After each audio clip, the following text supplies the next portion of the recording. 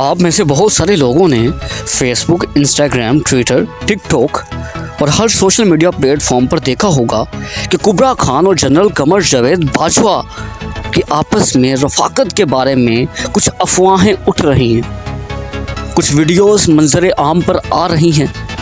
तो अगर आपने वो वीडियो नहीं देखी और अगर आपको उसके बारे में नहीं पता तो वीडियो ये आपके लिए ही है।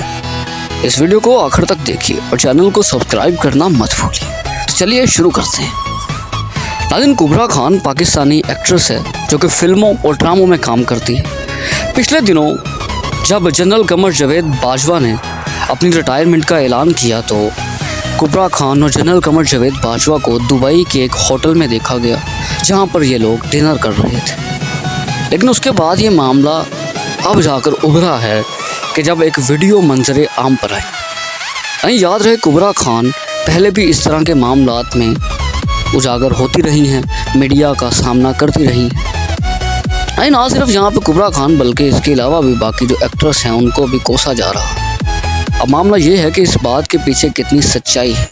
जनरल कमर जावेद बाजवा की तरफ से इस किस्म की कोई भी दलील नहीं पेश की गई, जबकि कुबरा खान का ये कहना है कि वो वीडियो फेक है और उनका उनके साथ कोई ताल्लुक़ नहीं है। तो आइए नाज़रीन, हम आपको वो वीडियो दिखाते हैं और फिर आप खुद ये अंदाज़ा लगा लीजिएगा कि वो वीडियो असल है या नकल है। तो चलिए, चैनल को सब्सक्राइब करना मत भूलिए।